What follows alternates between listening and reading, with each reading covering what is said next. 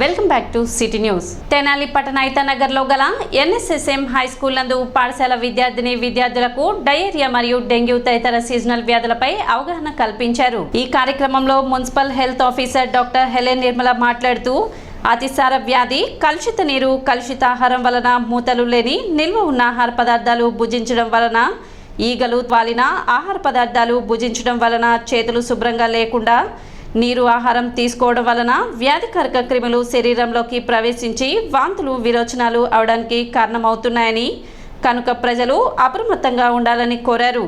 పరిశుభ్రమైన ఆహారం, పరిశుభ్రమైన నీరు తీసుకోవడమే కాక ఆహారం తీసుకోవడానికి ముందు, ఆహారాన్ని తీసుకున్న తర్వాత చేతులను క్రమమైన పద్ధతిలో శుభ్రపరచుకొని తీసుకోవాలని కోరారు. అలాగే మలమూత్ర విసర్జన అనంతరం కూడా తప్పనిసరిగా చేతులను శుభ్రపరచుకోవాలని కోరారు. బయట తినుబండారాలు తినరాదని, వేడి ఆహార పదార్థాలు మాత్రమే తీసుకోవాలని తెలిపారు. అనంతరం పాఠశాల సిబ్బంది, పాఠశాల విద్యార్థులు మలేరియా ఫైలేరియా సిబ్బందితో కలిసి ర్యాలీ నిర్వహించారు. ఈ కార్యక్రమంలో గంగానమ్మపేట వైద్యాధికారిని డాక్టర్ మౌనికా కుమార్, ఆరోగ్య విస్తరణాధికారి అందే బాలచంద్రమౌళి, తెనాలి పట్టణ మలేరియా సబ్ యూనిట్ అధికారి శ్రీకంఠ ఉమాకాంత్, ఫైలేరియా విభాగ సీనియర్ హెల్త్ ఇన్స్పెక్టర్ రవికుమార్, పాఠశాల ప్రధానోపాధ్యాయులు పిల్లి రాజుకిషోర్, ఎన్సీసీ విభాగోపాధ్యాయులు బెల్లంకొండ వెంకట్, శ్రీనివాసరావు, స్వప్న, హరినాథ్ తదితర పాఠశాల ఉపాధ్యాయ సిబ్బంది, తెనాలి మున్సిపల్ కార్యాలయ ఆరోగ్య పర్యవేక్షకురాలు విజయ్ కుమారి, స్థానిక ward health secretary Veeranki Anitha, Asha కార్యకర్త కౌలూరి అనసూర్య, ఇతర వార్డు హెల్త్ సెక్రటరీ, ఆరోగ్య కార్యకర్తలు, ఆశా కార్యకర్తలు, పాఠశాల విద్యార్థులు తదితరులు పాల్గొన్నారు. ఇప్పుడు వచ్చింది రైనీ సీజన్, వర్షాకాలం కాబట్టి దీంట్లో యూజువల్గా ఎక్కువ వచ్చేది డయేరియా మరియు మలేరియా, డెంగ్యూ వ్యాధులు ఇప్పుడు చాలా ఎక్కువగా వస్తున్నాయి. వాటిని కంట్రోల్ చేయడానికి మేము అవేర్నెస్ కోసం ఈ స్కూల్కి వచ్చాము. అదేవిధంగా సొసైటీలో కూడా ఎన్విరాన్మెంట్ అంతా కూడా చాలా క్లీన్గా ఉంచుకోవాలి, పారిశుద్ధ్యం అనేది పాటించాలి. ఎక్కడన్నా ఆగిపోయిన చెత్త పడేసి, ఎక్కడైనా ఆగిపోయిన కాలువలు కానీ ఏమన్నా ఉంటే వాటిని వెంటనే క్లియర్ చేయించుకోవాలి. లేకపోతే దాని మీద దోమ గుడ్లు పెట్టి మలేరియా, డెంగ్యూ మరియు పలు రకాల జబ్బులు చాలా ఈజీగా స్ప్రెడ్ అవుతూ ఉంటాయి. అలాగే అందరూ కూడా పారిశుద్ధ్యం అనేది పాటించాలి. ఇన్ కేస్ ఏదైనా మోషన్స్ కానీ వామిటింగ్స్ కానీ స్టార్టింగ్లోనే ఉంటే వెంటనే గవర్నమెంట్ హాస్పిటల్స్, మేము యూపీహెచ్సిలో ఉంటాము, అలాగే డిహెచ్ తెనాలి ఉంది, అక్కడ కూడా వచ్చి వెంటనే స్టార్టింగ్లోనే ట్రీట్మెంట్ తీసుకోవడం వల్ల దీన్ని ఈజీగా మనం ట్రీట్ చేసుకోవచ్చు. వరకు గంగానమ్మపేట వైద్యాధికారి గారు డాక్టర్ మౌనికా కుమార్ గారు మీకు అతిసార వ్యాధి, దానివల్ల వచ్చే లక్షణాలు, తీసుకోవాల్సిన జాగ్రత్త చర్యల గురించి చెప్పారు. మాస్ గారు కూడా చాలా వివరంగా చెప్పారు. డయేరియా లేక అతిసార వ్యాధి అనేది మనకి నోటి ద్వారా మాత్రమే శరీరంలోకి ప్రవేశిస్తుంది. అంటే మనం తినే ఆహారం ద్వారా కానీ, తాగే వాటర్ ద్వారా కానీ కలుషితమైనట్టయితే అవి మనం లోపలికి తీసుకోవటం వలన మనకి వాంతులు కానీ విరోచనాలు కానీ అవుతాయి. అందుకని తీసుకునే ఆహారము పరిశుభ్రంగా ఉండాలి, తాగే వాటరు పరిశుభ్రంగా ఉండాలి. ముఖ్యంగా మనం తినే చేతులు హ్యాండ్ వాష్ చేసుకోవాలి. ఇప్పుడు మేడం గారు, మన ఏఎన్ఎంస్, మన సిస్టర్స్ అందరూ చూపించారు హ్యాండ్ వాష్ ఎలా చేసుకోవాలో. అలా హ్యాండ్ వాష్ చేసుకుంటేనే 100% సేఫ్. అలా లేకపోతే అన్సేఫ్లో మనం ఆహారం ఇంత బాగున్న మంచి ఆహారం తీసుకున్నా కానీ వాంతులు విరోచనాలు వస్తాయి. వాంతులు విరోచనాలు వస్తే శరీరంలో నీరంతా బయటికి వెళ్ళిపోయి మనిషి బాగా నీరసిపోయి అపస్మారక స్థితిలోకి వెళ్తారు. మరి అలాంటి పిల్లలకి మనం వెంటనే ఓఆర్ఎస్ ఇవ్వాలి. వివేక పబ్లిక్ స్కూల్ 1997-98 సంవత్సరం 10వ తరగతి పూర్వ విద్యార్థుల ఆత్మీయ సమ్మేళనం శనివారం జరిగింది. స్థానిక రైల్వే స్టేషన్ రోడ్లోని గౌతమ్ గ్రాండ్ హోటల్ నందు జరిగిన కార్యక్రమంలో పూర్వ విద్యార్థులంతా కలుసుకుని ఆత్మీయ పలకరింపు చేసుకున్నారు. అలనాటి మధురమైన జ్ఞాపకాలను గుర్తు చేసుకుంటూ ఆనందంగా గడిపారు. కార్యక్రమాన్ని జెట్టి శివరామకృష్ణ ప్రసాద్ ఆధ్వర్యంలో నిర్వహించారు.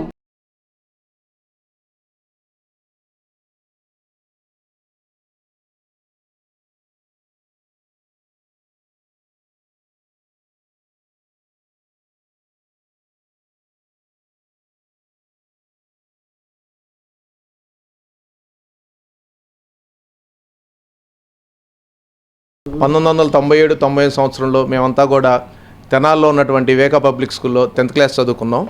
మరి మేమందరం కూడా ఈ మధ్యకాలంలో అందరూ ఒకళ్ళొకళ్ళం ఎక్కడున్నారా ఏంటనేది ఎంక్వైరీ చేసుకొని ఒకళ్ళ ద్వారా తెలుసుకొని అందరి ఫోన్ నెంబర్లు కూడా మేము పట్టుకొని ఖచ్చితంగా ఒక నెల రోజుల కిందట మేము అందరం కూడా గ్యాదర్ అవ్వడం జరిగింది. అందరం కూడా గ్రూప్ కాల్స్లో మాట్లాడుకొని ఇలా ఒకరోజు రీయూనియన్ పెట్టుకుందామని ఆలోచన వచ్చింది అందరికీ. అదే ఉద్దేశంతో మేము అందరం కూడా ఈరోజు ఇక్కడ గౌతమ్ గ్రాండ్లో రీయూనియన్ ప్రోగ్రాం ఏర్పాటు చేసుకోవడం జరిగింది. మరి ఈ రీయూనియన్కి అందరూ వచ్చారు, ఎక్కడెక్కడి నుంచో కూడా వచ్చారు. వీరందరూ కూడా వారి వృత్తుల్లో చాలా బిజీగా ఉన్నా కానీ కొంతమంది లాయర్లు ఉన్నారు, సాఫ్ట్వేర్ జాబ్ చేసేవాళ్ళు ఉన్నారు, టీచర్స్ ఉన్నారు, అలాగే బ్యాంక్ మేనేజర్లు ఉన్నారు, వ్యాపారం చేసేవాళ్ళు ఉన్నారు. వీళ్ళందరూ కూడా ఎక్కడెక్కడి నుంచో వచ్చి మరి ఈరోజు ఈ కార్యక్రమాన్ని సక్సెస్ చేయడానికి ముఖ్య ఉద్దేశం ఏంటంటే ఫ్రెండ్షిప్. ఎప్పుడో 27 సంవత్సరాల కిందట మేము అందరం కూడా కలిసి చదువుకుందాం, ఆ మధుర జ్ఞాపకాలను మరొకసారి మేము గుర్తు చేసుకుందాం అనే ఆలోచనతో మరి ఈరోజు ఇక్కడికి వచ్చిన నా స్నేహితురాళ్ళు అందరికి కూడా, ముఖ్యంగా దూరం నుంచి వచ్చిన అందరికి కూడా నా ధన్యవాదాలు తెలుపుతున్నాను. 25 ఇయర్స్ అయిపోయిందండి మేమందరం కలిసి వివేక పబ్లిక్ స్కూల్లో చదువుకున్నాం 9th to 10th. 25 ఇయర్స్ తర్వాత మళ్ళీ ఫేస్బుక్ ద్వారా కొంతమందిని పట్టుకొని వాళ్ళ ద్వారా ఇంకొంతమందిని పట్టుకొని ఇవాళ రీయూనియన్ చేసుకుందామని చెప్పేసి 1 month నుంచి ప్లాన్ చేసుకుంటున్నాము. సో ఫైనల్గా అందరూ వేరే వేరే ఊళ్ళో ఉన్నా, ఎంత బిజీగా ఉన్నా ఇవాళ లీవ్ తీసుకొని మరి సాటర్డే రోజు మేమందరం ఇట్లా గౌతమ్ గ్రాండ్ తెనాలిలో రీయూనియన్ సెలబ్రేట్ చేసుకుందామని చెప్పేసి మా పనులను కూడా పక్కన పెట్టి అందరం ఇక్కడ ఇవాళ రీయూనియన్ జరుపుకోవడం జరుగుతూ ఉంది. సో అందరం మళ్ళీ ఒక్కసారి 25 ఇయర్స్ తర్వాత కలుసుకోవడం చాలా హ్యాపీగా అనిపిస్తోంది, చాలా ఆనందంగా ఉంది. నా ఫ్రెండ్స్ని మళ్ళీ కలుసుకోవడం అనేది 25 ఇయర్స్ అంత తొందరగా అయిపోయిందా అనేది కూడా తెలియలేదు, ఎలా సమయం అనేది వెళ్ళిపోయింది అనేది. బీజేఆర్ కమిటీ ఆధ్వర్యంలో బాబు జగజ్జీవన్ రామ్ 38వ జయంతిని ఈ శనివారం స్థానిక మారిస్పేట ఎరువుల బజార్ రోడ్లోని బీజేఆర్ కార్యాలయంలో నిర్వహించారు.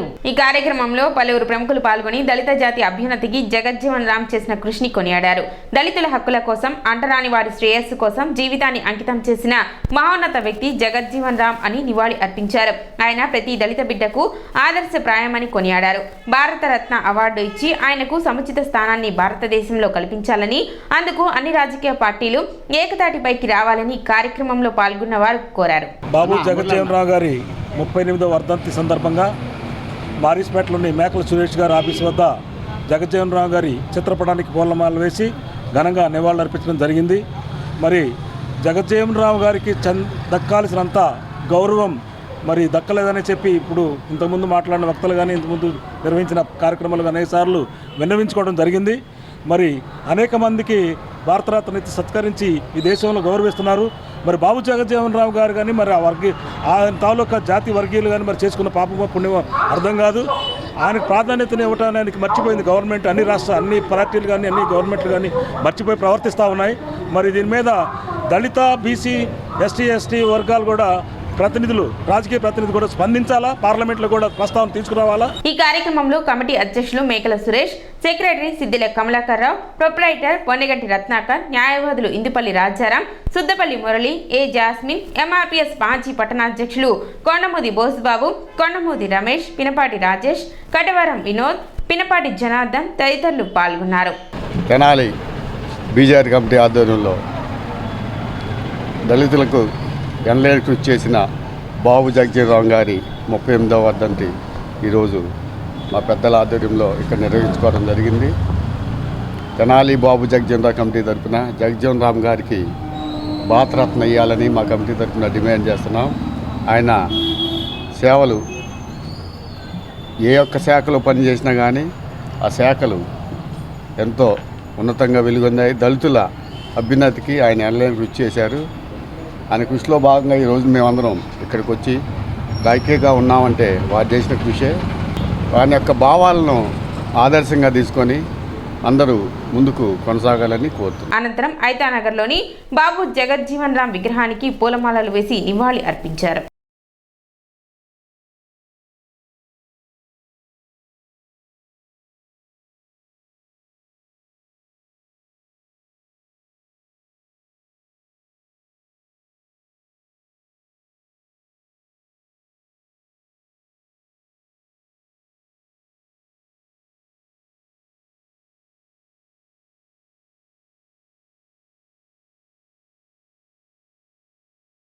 ఈరోజు బాబు జగజ్జీవన్ రామ్ గారి 38వ వర్ధంతి ఐతాన్ నగర్ సెంటర్, లింగారావు సెంటర్లో జరుపుకోవడం జరుగుతుంది. బాబు జగజ్జీవన్ రామ్ గారు బాల్యం నుండి విద్యాభ్యాసం నుంచి కుల వీక్షణ ఎదుర్కొంటూ 2 కుండల సిద్ధాంతాన్ని నిర్మూలన చేసి అలాగే స్వతంత్ర పోరాటంలో 27 సంవత్సరాలకే ఎమ్మెల్యే అయ్యి భారతదేశంలో ఒక రాజకీయ దురంధుడిలాగా ఒక రాజకీయ భీష్ముడిలాగా ఆయన ఎన్నో పదవులు అలంకరించి ప్రతి పదవికి ఉన్నతమైన ప్రతి పదవికి వన్నె తెచ్చిన మహానుభావుడు బాబు జగజ్జీవన్ రావు గారు. ఈరోజు బాబు జగజ్జీవన్ రావు గారి 38వ వర్ధంతి. వారు మరణించారని 38 సంవత్సరాల తర్వాత కూడా సోదరులందరూ కూడా ఈ విధంగా గుర్తుంచుకుని చెప్తున్నారంటే కారణం వారు చాలా చిన్న వయసులోనే చట్టసభల్లోకి అడుగుపెట్టి దళితుల్లో అట్టడుగు వర్గాల్లో విద్య గురించి అదేవిధంగా రాజకీయ అవగాహన కల్పించడానికి రాజకీయాల్లో రావాల్సిన ఆవశ్యకతను కూడా వారు తెలియజేశారు. అటువంటి వ్యక్తి ఎక్కడో ఆయన ఉత్తరాదిలో ఉన్న భారతదేశం మొత్తానికి కూడా ఒక ఆదర్శవంతమైన రాజకీయ నేతగా 45 సంవత్సరాల సుదీర్ఘకాలం సుమారుగా వారు రాజకీయాల్లో ఉండటం, ఉత్తమ పార్లమెంటేరియన్గా అనేక మంత్రిత్వ శాఖల్ని నిర్వహించి సమాజంలో ఉన్నటువంటి అనేక మందికి ప్రేరణగా నిలిచారు. వారి వర్ధంతి సందర్భంగా ఈరోజు ఆంధ్రప్రదేశ్లో ప్రజాకూటమి నూతన ప్రభుత్వంలో కూడా ఎంఆర్పిఎస్ సోదరులు చాలా సహాయ సహకారాలు అందించి నూతన ప్రభుత్వాన్ని ఏర్పరచడానికి నిలబడ్డారు. సీతారామ గాన సభ ఆధ్వర్యంలో 3 రోజులుగా పింఛన్దారుల అసోసియేషన్ హాల్లో కొనసాగుతున్న శాస్త్రీయ సంగీతోత్సవాల్లో భాగంగా కథకులు డాక్టర్ ముప్పవరపు వెంకట సింహాచల శాస్త్రి భాగవతర్ భక్త రామదాసు హరికథ గానం సమూహనంగా సాగింది. దుర్బా వెంకట శాస్త్రి జ్ఞాపకార్థం ఏర్పాటు చేసిన ఈ కార్యక్రమానికి వయోలిన్ పాలపతి ఆంజనేయ శాస్త్రి, మృదంగం కందుల అనిల్ కుమార్ సహకరించారు. కార్యక్రమాన్ని సభ అధ్యక్ష కార్యదర్శులు పిరాట్ల రమణి, దుర్బా హరిబాబు శాస్త్రి పర్యవేక్షించారు.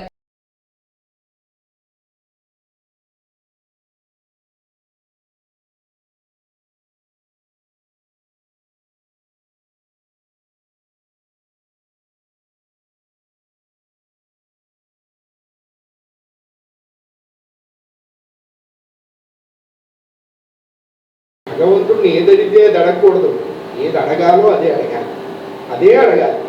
అంటే ఆయనకి తెలియదా అని మనకు అనుమానం. చెప్పడానికి నీకు నోరేమైంది?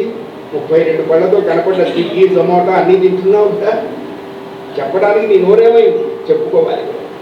వీళ్ళు పరమాత్మని ప్రార్థిస్తున్నారు చూడండి. భగవంతుడి అనుగ్రహానికి ఎదురు చూసేదాన్ని తపస్సు అంటారు, వాడి అనుగ్రహానికి ఎదురు నడిచిన దాన్ని తమస్సు అంటారు. ఒక అక్షరమే తేడా, తపస్సు తమస్సు. అయ్యా, సీతారామ గాన సభ విశేషంగా హరికథా కాలక్షేపం డాక్టర్ ముప్పవరపు వెంకట సింహాచల శాస్త్రి భాగవతారు గారిచే దుర్బా వెంకట శాస్త్రి గారి జ్ఞాపకార్థం వారి కుమారులు ఏర్పాటు చేశారు. శ్రీ సీతారామ గాన సభ ఏర్పాటు చేయబడి 77వ సంవత్సరం వార్షికోత్సవంగా నాలమంది సుబ్బారావు గారు, పిరాట్ నారాయణమూర్తి గారి ఆశీస్సులతో ఈ కార్యక్రమం చక్కగా జరుగుతుంది. గత 2 రోజుల నుంచి జరిగిన కార్యక్రమాల్లో కళాభిమానులు, కళాకారులు అందరూ వచ్చి కార్యక్రమాన్ని ఆద్యాంతం తిలకించి ఆనందించారు. ఇటువంటి కార్యక్రమం అన్నిటి కూడా సీతారామ గాన సభ ఏర్పాటు చేసి అటువంటి కార్యక్రమం పెట్టినందుకు అందరూ కూడా సుఖంగా ఉండాలి, కళాభిమానంతో ఉండాలని కోరుకుంటూ తెనాలి పురప్రముఖులందరూ కూడా సీతారామ గాన సభ 72వ వార్షికోత్సవ భాగంలో చివరి రోజైన 5వ తారీఖు ఇవాళ ప్రపంచ ప్రఖ్యాతి చెందిన హరికథ చక్రవర్తి, హరికథ చూడామణి డాక్టర్ ముప్పవరపు వెంకట సింహాచల శాస్త్రి గారి భక్త రామదాస్ హరికథ గానం మరి కొంచెం క్షణాల్లో ఇక్కడ ప్రారంభం కాబోతోంది. ఇచ్చేసిన వచ్చిన ప్రేక్షకులందరూ కూడా మా ఇదే ఆహ్వానం. ఇదే విధంగా ఈ సీతారామ గాన సభ ప్రతి 3 నెలలు 6 నెలలకి మంచి మంచి కార్యక్రమాలు చేసుకుంటాయని చెప్పి సభాముఖంగా తెలియజేసుకుంటూ ఈ కార్యక్రమం మరికొద్ది క్షణాల్లో ప్రారంభమవుతోంది. సిటీ న్యూస్ ముగించే ముందు ముఖ్యాంశాలు మరోసారి.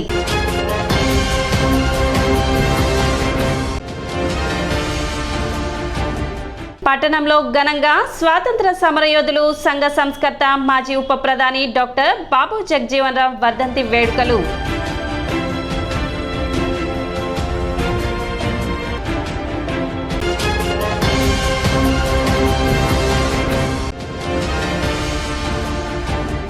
ప్రపంచ జూనోసిస్ దినోత్సవం సందర్భంగా బుర్రపాలెం రోడ్లోని పశు వైద్యశాల నందు పశు సంవర్ధక శాఖ ఆధ్వర్యంలో ర్యాబిస్ వ్యాధి నిరోధక టీకాల కార్యక్రమం.